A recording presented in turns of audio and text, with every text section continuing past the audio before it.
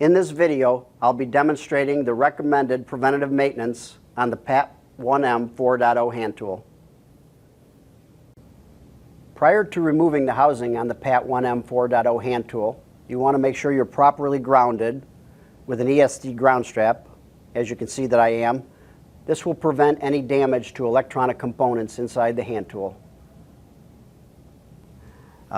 Next, you want to just take and remove the 5 screws out of the left-hand housing.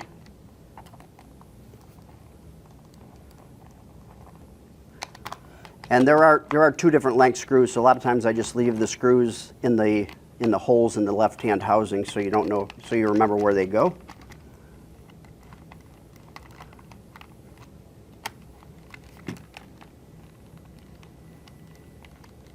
Okay, I think my screws are all loose here. I can just take and remove my left-hand housing. And by the way, this piece that just fell out is a counterbalance holder, and it actually belongs right here. So when you go to put the tool back together, that's where your counterbalance holder goes.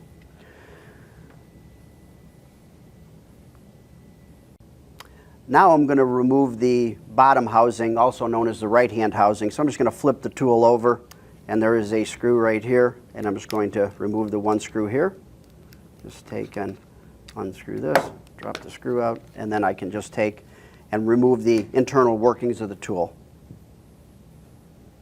Now I'm going to cover preventative maintenance on the PAT4.0 4.0 hand tool. We recommend doing this every 100,000 cycles. The first thing you want to do is grab an air hose and blow any nylon dust out of both side housings. And then also grab your air hose and blow any nylon dust out of the tool, the internal workings of the tool that you see. Next, you want to take a lightweight oil, like a 3-in-1, and the one main lubrication point is there's a roller right here that rolls up the face of the cam. So what I'm going to do is just put a small drop of oil there. And then what I'm going to do is take and pivot it in. I'm going to take my screwdriver here, and you notice the roller's rolling up the face of the cam. So that's my first lubrication point. My next one is where the front jaw pivots, which is right here. I'm going to put a drop of oil and right here. And then my rear jaw pivots right here and right here. And a little bit of oil will wick its way down when you start moving the jaws in. Next, this is your gripper drive gear. It says to put a drop of oil on each side of the gripper drive gear. So what I'm going to do is hold this on a little bit of an angle and put a drop of oil. Let the oil wick its way down on that side and also on the other side. And then lastly, what I'm going to do is there is a cam on this front jaw gear disc. So what I'm doing is rotating it, and there, if you can see, there's a tip of a teardrop shaped cam lobe right here. So what I'm going to do is grab, what I usually do is use a cable tie, and I'm going to throw a dab of grease on both sides of that tip of the cam. And that covers the preventative maintenance on your PAT4.0 hand tool. I'm just going to rotate it back to the home position. Next, every 500,000 cycles, we recommend cleaning the tool sensor. And in order to do that, what I'm going to do is I have a nut driver, a 4mm nut driver. I'm just going to back off the screws about a turn or so. This is giving me a little bit of wiggle room on here. And then I'm going to grab my tool sensor, which is right here, grab my thumb and index finger and pull this out. And then again, what I'm going to do is grab a Q-tip with isopropyl alcohol and just go ahead and go inside here, and it's on the bottom and the top of the tool sensor housing. So I'm just cleaning inside here, and then just again put this back in like so. Make sure it's all the way pressed in, and then again tighten my board screws with my 4mm nut driver. At 750,000 cycles, we recommend checking the tool transfer tube, which is right here. And what can happen after that many cycles, it can wear the material real thin or put a hole in it. And the tool transfer tube is part of the cable tube assembly.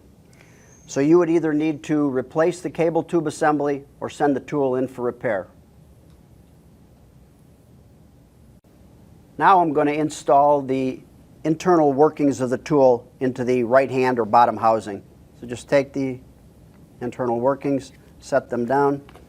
Okay, so make sure that your electrical connector is lined up in the rib back here. You want to make sure your membrane switch is seated properly in the housing. There's a cutout on the bottom, so everything is seated properly now. And then what I'm going to do is just turn the tool over, take one of my screws here and put it in here, and then tighten my internal workings of the tool into the bottom housing.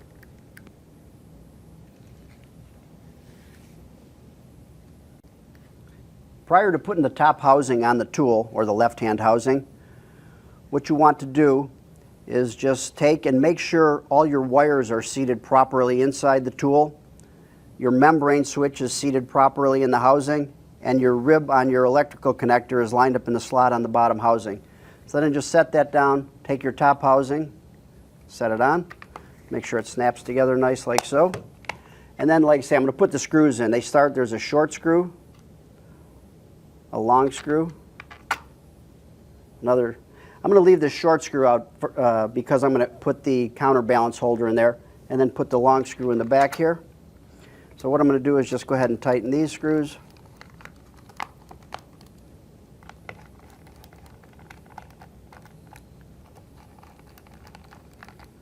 I'm going to set this other screw right here. And then again, prior to putting in this screw right here, I'm just going to take my counterbalance holder and line up the hole in there, and then put this screw through it. And again, if you're not using a counterbalance holder, you don't need to install that.